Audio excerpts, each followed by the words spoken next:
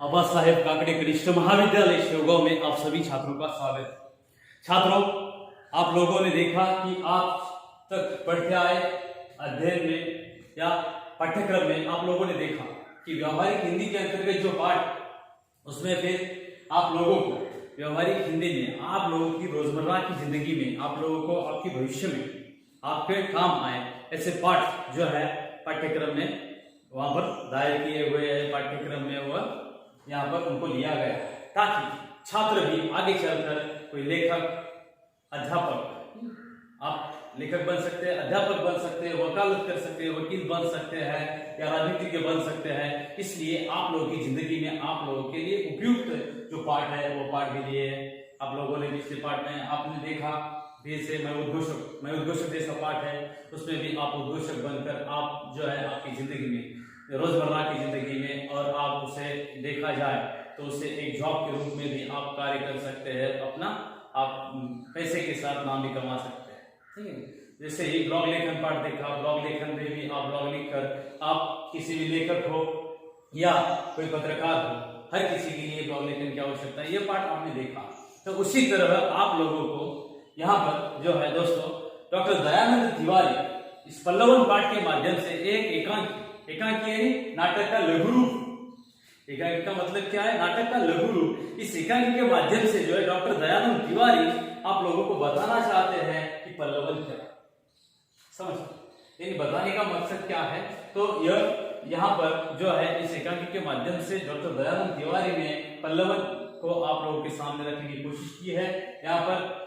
तो दोस्तों यहाँ पर मेरे ख्याल से आप लोग यहाँ पर पढ़ेंगे आज के पाठ में पल्लवन व्यवहारिक हिंदी के अंतर्गत का पाठ है डॉक्टर दयानंद तिवारी द्वारा लिखित। उसमें जो है हम लोग लेखक परिचय, उसके बाद लेखक की प्रमुख रुचियां, एकांकी क्या है और जो है पाठ परिचय, लेखक परिचय, लेखक का परिचय, लेखक का जन्म, लेखक का गांव, लेखक ने कौन कौन से क्षेत्र में नाम हासिल किया है, शीर्ष पर पहुंचे हैं। उसके बाद लेखक की प्रमुख कृतियां कौन सी है, उस कृतियों को देखेंगे।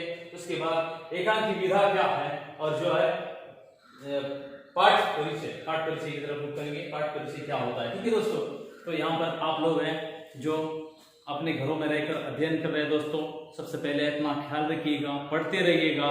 और जो 12वीं बोर्ड एग्जाम है आप लोगों के लिए बहुत ही महत्वपूर्ण अहम मसला है, अहम मुद्दा है, इसलिए आप उसे ज़्यादा से ज़्यादा जो है पढ़ते रहिएगा। आप लोग स्वाध्याय लिखिएगा, स्वाध्याय लिखने के बाद आप लोग मुझे जांचने के लिए भेज दीजिएगा और जो है मेरे द्वारा जांचे गए स्वाध्याय तो आप लोग अध्ययन करते रहिएगा। ठीक है, आप लोग पढ़ते रहिएगा, मेरे ख्याल से अभिव्यक्त होते रहिएगा और बढ़ते रहिएगा। ठीक है दोस्तों, तो जो है आप लोग अपनी अपनी किताब में देखिएगा, पन्ना नंबर जो है 79, उस पर आप लोग देखेंगे पल्लवन डॉक्टर दयानंद तिवारी। उन्होंने जो पाठ यहाँ पर बताया गया है, यानी अध्यापक होते हैं, अध्यापक जो है उनका अध्ययन खत्म हो जाने के बाद वह क्लास में आते हैं और क्लास में छात्रों से पूछते हैं क्या छात्रों आपने पुनरावलोकन किया है, पुनरावृत्ति दी है। तब छात्र कहते हैं हाँ, बड़े मजे से कहते हैं। सुबह 11 बजे का समय होता है जब अध्यापक क्लास में आते हैं तो अध्यापक को सभी छात्र खड़े होकर नमस्ते कहते हैं। तो अध्यापक भी छात्रों से नमस्ते कहते हैं। बाद में अध्यापक पूछते हैं कि आप लोगों ने जो है आपका अध्ययन जो है पाठ्यक्रम खत्म हो गया है, उसके रूप से आपने प्रश्न पत्र को हल करने के लिए आपने अच्छी तैयारी की है कि नहीं। ये जब अध्यापक पूछते हैं तभी सभी छात्र हाँ में हाँ भर देते हैं। तो छात्रों से अध्यापक पूछते हैं क्या कोई ऐसा मुद्दा है, क्या कोई ऐसा पाठ्यक्रम है या कोई ऐसी विधा है कि जिसके बारे में आप लोगों को आशंका हो, जो समझने में आप लोगों को दिक्कत महसूस कर रहे हो। तो उसमें तभी ना कहते सभी लोग।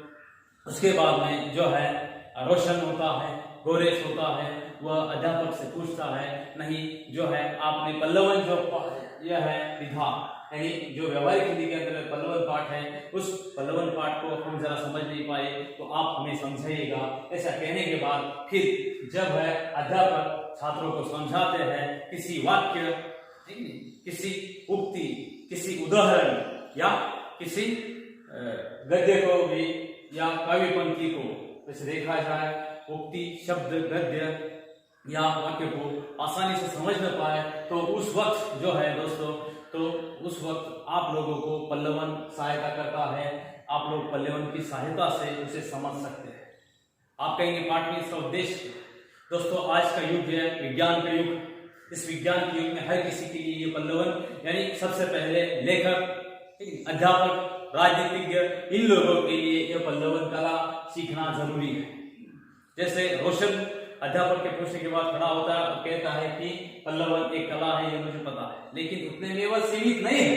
तो पल्लवन एक कला भी है, लेकिन इसके विशेष पहलू है और इसमें पर्याप्त माहिर होने के लिए आप लोगों को जो है दोस्तों उसके अलग अलग तरीके जो है पल्लवन में माहिर बनने के लिए कौन कौन से तरीकों का इस्तेमाल करना पड़ता है, यह आप लोग को यहाँ पर बता दिया जाएगा। ठीक है, यानी पल्लवन का मतलब है दोस्तों है कि नहीं, जो है विस्तार या फैलाव, अंग्रेजी में इसे एक्सपेंशन कहते हैं।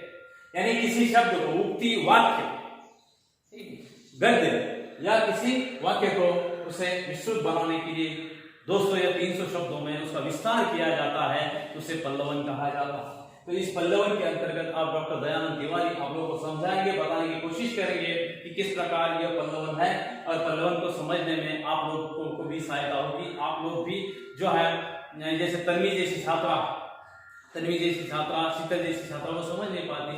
यहाँ पे रोशन और गौरेश जैसे लड़के हैं, रोशन पहले हाँ कहता है, गौरेश भी हाँ कहता है, कि बाद में जब अध्यापक द्वारा समझा दिया जाता है तब तन्वी भी समझती है और जो गौरेश है और रोशन है वो भी समझता है। यानी गौरेश और रोशन अध्यापक यहाँ पर उनको समझाते हैं कि यह जो है पल्लवन विधा, पल्लवन में माहिर होने के लिए पल्लवन की आवश्यकता क्या, पल्लवन के जो पल्लवन तैयार करने के बिंदु कौन कौन से, उसके उपादान सोपान कौन कौन से, यह आप लोगों को बताने की कोशिश इस पाठ के माध्यम से जो है दोस्तों दयानंद तिवारी करते हैं। दयानंद तिवारी बताते हैं कि किस प्रकार पल्लवन यह जो है व्यावहारिक हिंदी के अंतर्गत एकांकी व्यय में जो है वो पल्लवन बताने की कोशिश इस पाठ के माध्यम से डॉक्टर दयानंद तिवारी करते हैं। तो सभी छात्रों से निवेदन है आप जो है अपनी अपनी किताबों में देखिएगा।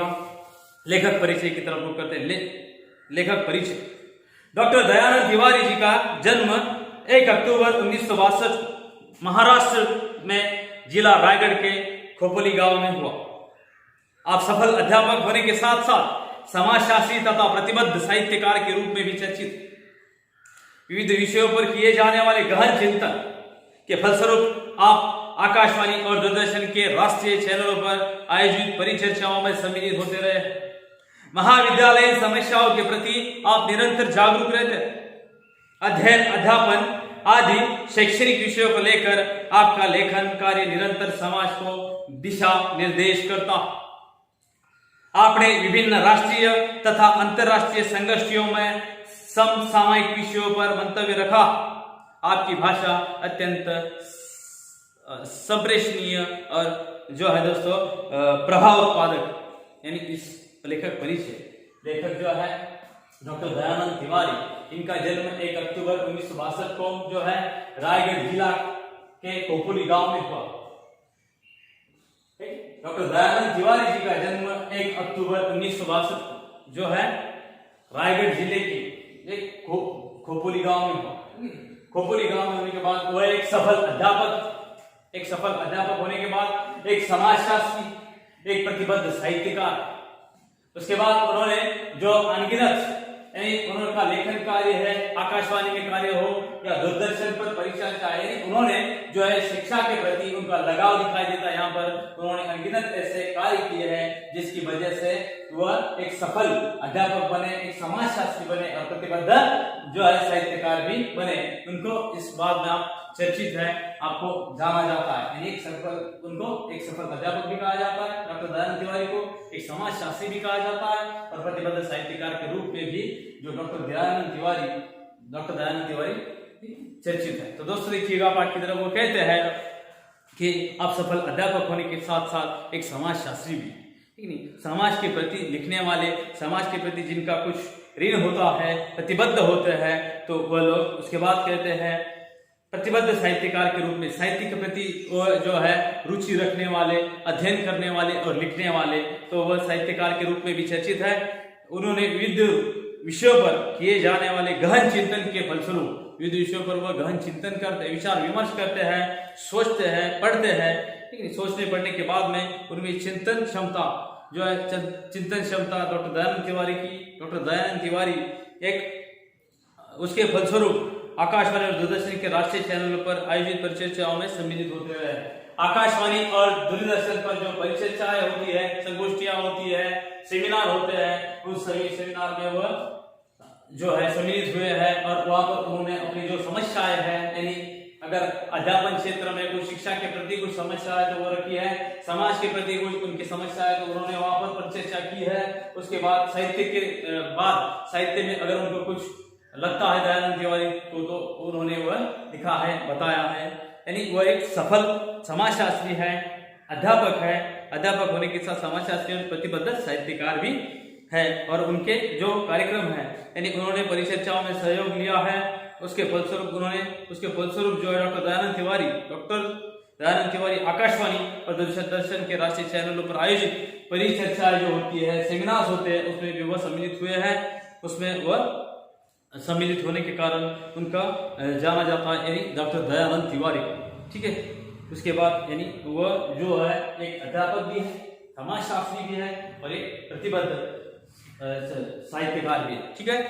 छात्रों किताब में देखिएगा, वो कहते हैं जो है महाविद्यालय समस्याओं के प्रति आप निरंतर जागरूक रहे, यानी महाविद्यालय जूनियर कॉलेज की अगर कुछ समस्या है उसके प्रति वो हमेशा जागरूक रहे, सतर्क रहे हैं, अलर्ट रहे हैं। तो उसके लिए उन्होंने अगर मेरे ख्याल से जूनियर कॉलेज की कुछ समस्या है, उस समस्याओं को तुरंत उन्होंने हल करने के लिए या उस समस्याओं को सामने रखने की कोशिश की है। उसके बाद में वो बताते हैं कि अध्ययन, अध्यापन आदि शैक्षणिक विषय को लेकर आपका लेखन कार्य निरंतर समाज को दिशा निर्देश करता रहा है। यानी जो है शिक्षा के प्रति जो है, शिक्षा के प्रति अध्ययन जो है, अध्यापन है, उसके प्रति जो उन्होंने अलर्ट रहे हैं, सदैव सजग रहे हैं, सतर्क रहे हैं। उन्होंने समाज में अगर शिक्षा के प्रति कुछ अन्याय होता है तो उसको अलर्ट करने के लिए हमेशा कोशिश की है और कार्य जो उनका उल्लेखनीय या मौलिक कार्य है वो समाज को हमेशा दिशा निर्देश करता आया, जो है समाज को डायरेक्शन करता आया। तो बताते हैं उनका जो कार्य है निरंतर समाज को दिशा निर्देशन करता है। उसके बाद में जो आपने विभिन्न राष्ट्रीय तथा अंतर्राष्ट्रीय संगोष्ठियों में समसामयिक विषयों पर मंतव्य रखा। उन्होंने क्या किया है, जो है डॉक्टर दयानंद तिवारी ने जो है राष्ट्रीय तथा अंतर्राष्ट्रीय संगोष्ठियां, परिचर्चा होती, सेमिनार, उसमें सहयोगी होकर उन्होंने ये शिक्षा के क्षेत्र में हो, शिक्षा के समाज सुधार के क्षेत्र में हो, समाज की कुछ समस्याएं हैं उसको जागरूक करने के लिए, समाज के सामने रखने के लिए या जो लिखने के लिए साहित्य के रूप से उन्होंने जो है प्रयास किए हैं। यानी राष्ट्रीय, नेशनल और इंटरनेशनल, अंतरराष्ट्रीय उसकी संगोष्ठियों में भी वो, परिचर्चाओं में वो सम्मिलित हुए हैं और विषय पर उन्होंने अपना मंतव्य रखा है। यानी जो है डॉक्टर दयानंद तिवारी ने अपना मंतव्य राष्ट्रीय और अंतरराष्ट्रीय स्तर पर भी उन्होंने अपना मंतव्य रखा। आपकी भाषा अत्यंत संप्रेषणीय और प्रभाव उत्पादक है। तो डॉक्टर दयानंद तिवारी की भाषा जो है अत्यंत संप्रेषणीय है और प्रभाव उत्पादक भी है।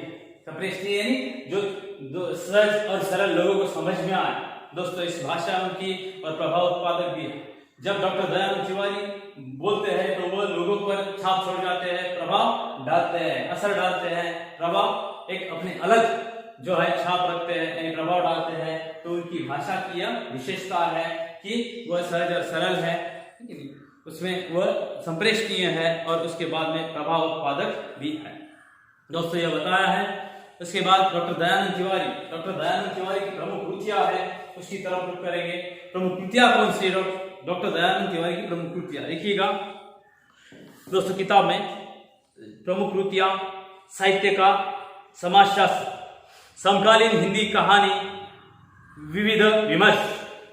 कौन कौन सा है? साहित्य का समाजशास्त्र, समकालीन हिंदी कहानी, विविध विमर्श, चित्रा मुद्गल के कथा साहित्य का समाजशास्त्र, हिंदी व्याकरण, हिंदी कहानी के विविध आयाम आदि। यानी उनके जो प्रमुख कृतियां, उनका साहित्य, उन्होंने लिखा हुआ साहित्य, उनकी रचनाएं हैं वह कौन सी दोस्तों? तो दोस्तों देखिएगा, साहित्य का समाजशास्त्र, समकालीन हिंदी कहानी, विविध विमर्श। उसके बाद जो है चित्रा मुद्गल के कथा साहित्य का समाजशास्त्र, चित्रा मुद्गल के समाजशास्त्र का कथा साहित्य का समाजशास्त्र। उसके बाद हिंदी व्याकरण और उसके बाद डॉक्टर दयानंद तिवारी द्वारा लिखित हिंदी कहानी के विविध आयाम आदि, यानी उनकी जो रचनाएं हैं वह रचनाएं डॉक्टर दयानंद तिवारी की यह आपके सामने रखने की कोशिश की है। वहाँ पर तो बताते हैं कि यह उनकी रचनाएं हैं दोस्तों, यानी डॉक्टर दयानंद तिवारी जो है उनकी रचनाओं को आप लोगों ने देखा। उसके बाद में जो है दोस्तों हम लोग देखेंगे, यानी मेरे ख्याल से एकांकी क्या, डॉक्टर दयानंद तिवारी एकांकी के रूप में इस पल्लवन को व्यक्त करता है, तो एकांकी क्या है उसकी तरफ रुख करेंगे दोस्तों। आप लोग अपनी अपनी किताबों में देखिएगा, एकांकी हिंदी साहित्य में एकांकी का विशिष्ट स्थान। एकांकी को सरल भाषा में नाटक का लघु रूप कहा जा सकता। जीवन के किसी एक अंश प्रसंग को एक ही अंक में प्रभावशाली ढंग से मंच पर प्रस्तुत करना एकांकी की विशेषता।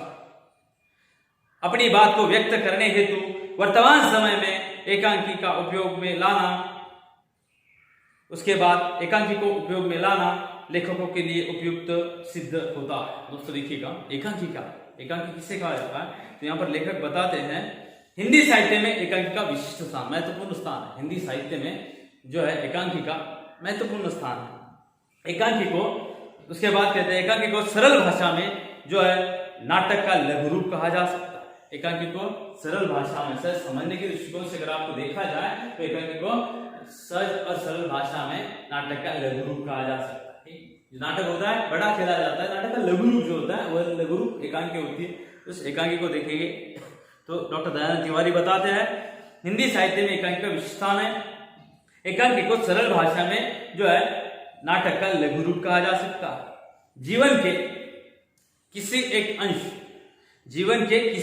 अंश प्रसंग को एक ही अंक में प्रभावशाली ढंग से मंच पर प्रस्तुत करना एकांकी की विशेषता। आपके जीवन का किसी एक अंश या प्रसंग, जीवन के किसी अंश या प्रसंग को एक ही अंक में प्रभावशाली ढंग से मंच पर प्रदर्शित करना या खेला जाना, प्रस्तुत करना एकांकी की विशेषता। एकांकी यह विशेषता है। उसके बाद है यानी एकांकी की विशेषता बताए वहां पे जीवन के किसी जो है एक अंश, उसके बाद प्रसंग को एक ही अंक में प्रभावशाली ढंग से मंच पर जो है प्रस्तुत करना एकांकी की एक विशेषता। एकांकी नाटक का लघु रूप है, ये समझ लिया, उसकी विशेषता है। उसके बाद में वो बताते हैं कि अपनी बात जो है को व्यक्त करने हेतु वर्तमान समय में एकांकी को उपयोग में लाना लेखकों के लिए उपयुक्त सिद्ध होता है। जो अपनी बात, हमें किसी से कुछ बात करनी है, उस बात को यानी अपने विचार रखने के लिए व्यक्त करने हेतु वर्तमान समय में, आज का युग जो है प्रेजेंटेशन, आज के युग में, कलयुग में जो वर्तमान समय जो चल रहा है उस समय में जो है जो एकांकी को उपयोग में लाना लेखकों के लिए अत्यंत उपयुक्त सिद्ध हुआ। यानी इस एकांकी के माध्यम से लेखक जो है नाटक का लघु रूप है एकांकी, उसको आज उसमें उपयोग में लाना लेखकों के लिए बहुत ही सिद्ध हुआ है। यानी डॉक्टर दयानंद तिवारी का कहना है कि लेखकों को लिए एकांकी विधा अत्यंत लेखकों के लिए उपयुक्त है। उसको बताया है, यानी एकांकी क्या है, तो नाटक का लघु रूप है। एकांकी किसे कहते हैं दोस्तों, तो एकांकी का मतलब है जो है नाटक का लघु रूप, उसे एकांकी कहते हैं। उसे आप लोगों ने समझ लिया। तो दोस्तों देखिएगा पाठ परिचय, पल्लवन क्या है, पल्लवन क्या है, पल्लवन की तरफ रुख करेंगे, किताब में लिखिएगा दोस्तों। पाठ परिचय, यहां पल्लवन की प्रस्तुति एकांकी विधा में की गई है। साहित्य शास्त्र में पल्लवन लेखन को एक उत्तम साहित्यकार का लक्षण माना गया। प्रस्तुत पाठ में पल्लवन अर्थात किसी उद्धरण, सूक्ति, सुवचन के विस्तारित अर्थ लेखन को अत्यंत सरल शैली में समझाया गया। पल्लवन शब्द की अवधारणा का प्रतिपादन और उसका साहित्य शास्त्रीय विवेचन प्राप्त हुआ।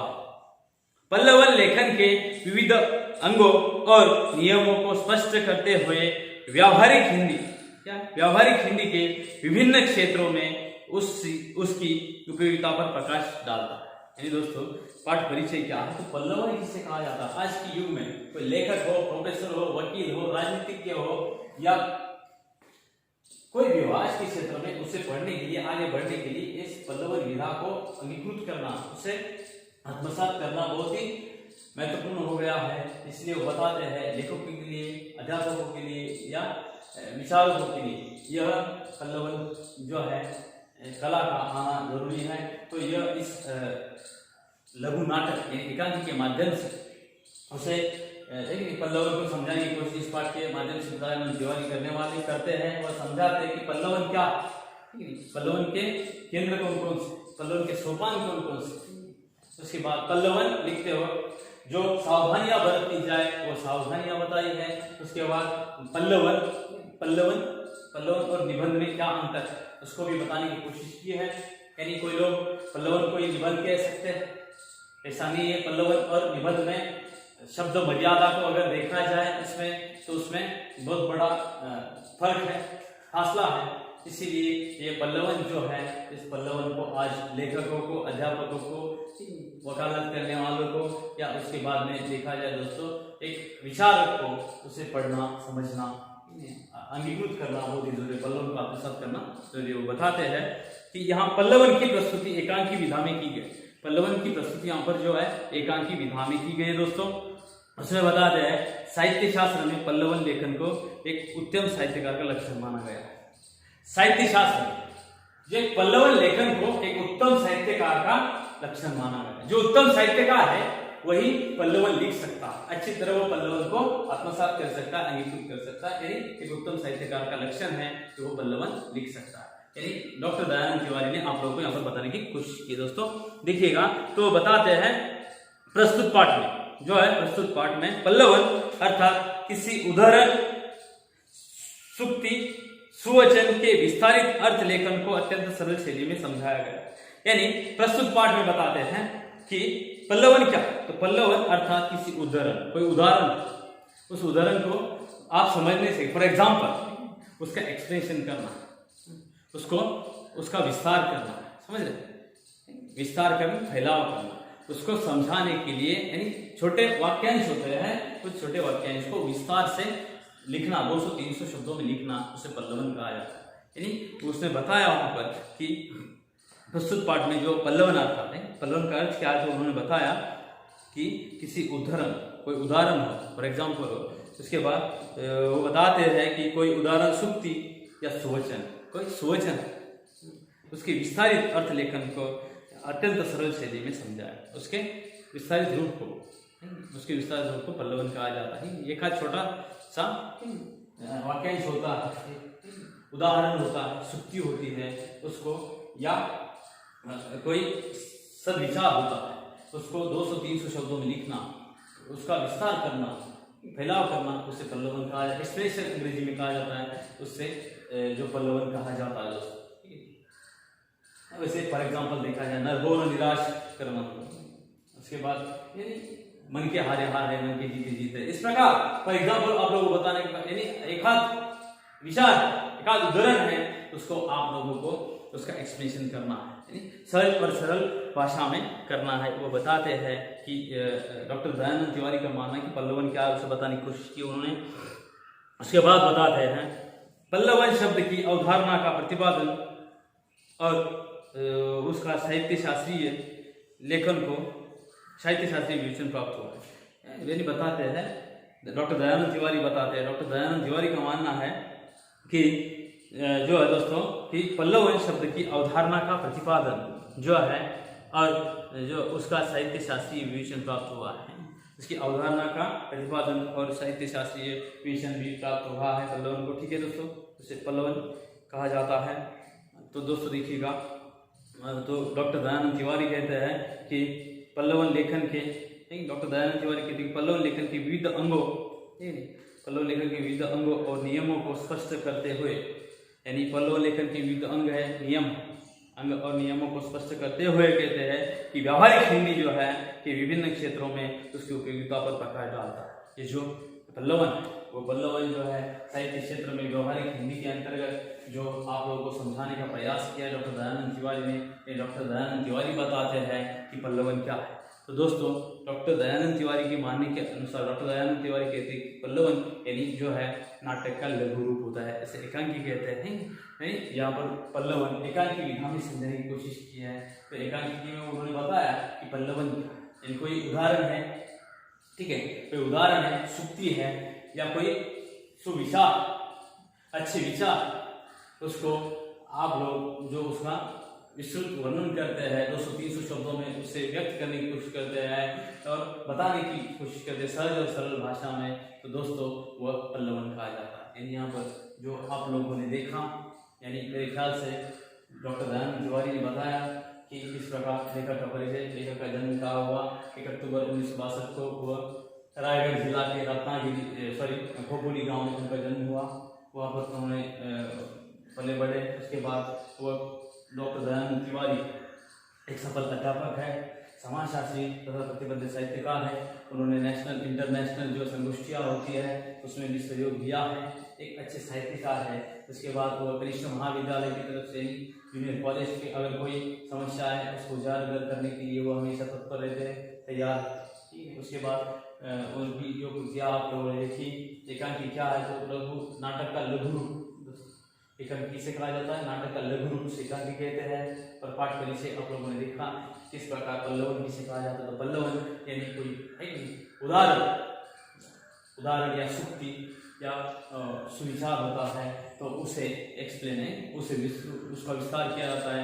डॉक्टर दयानंद तिवारी के अनुसार तो उसका विस्तार करना, उसका फैलाव, अंग्रेजी में उसे कहा जाएगा एक्सटेंशन, तो करना, यह जो है पल्लवन कहा जाएगा। ठीक है, तो यह दोस्तों पल्लवन है।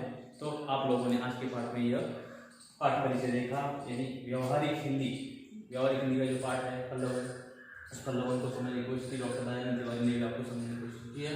तो यह लेखक परिचय तो पूर्ण किया, एकांकी और पाठ परिचय क्या क्या देखा आप लोगों ने, लेखक परिचय, प्रमुख किया, एकांकी और पाठ परिचय। ठीक है, तो आप लोग अध्ययन करते रहिएगा, पढ़ते रहिएगा, आप लोग अभिव्यक्ति होते रहिएगा। अगर आपकी कोई शंकाएं है तो मुझसे व्हाट्सएप के जरिए आप पूछ सकते हैं या मेरे निजी मोबाइल पर फोन करके भी आप अपनी शंकाओं का समाधान पा सकते हैं। ठीक है दोस्तों, अपना ख्याल रखना और आप लोग पढ़ते रहिएगा। और मेरे ख्याल से आप लोगों को पढ़ना अनिवार्य है, क्योंकि आप 12वीं के बोर्ड एग्जाम को फेस करने जा रहे हैं। आप लोग ज़्यादा से ज़्यादा स्वाध्याय लिखिएगा, और जब स्वाध्याय लिखने में आपको अगर कोई दिक्कत है तो आप लोग बेझिझक मुझसे सवाल पूछ सकते हैं। मेरे द्वारा आपकी शंकाओं का समाधान आपको मिल जाएगा। ठीक है, तो डॉक्टर दयानंद तिवारी द्वारा लिखित जो पल्लवन पाठ है उसका शेष भाग जो है, तो उस शेष भाग को मेरे द्वारा आप लोगों को बाद में समझा दिया जाएगा। ठीक है, तो मेरे ख्याल से आप लोगों को शंका है तो मुझसे प्लीज पूछिएगा। तो मेरे ख्याल से स्वाध्याय लिखिएगा, अपना ख्याल रखिएगा दोस्तों, अपना ख्याल रखिएगा।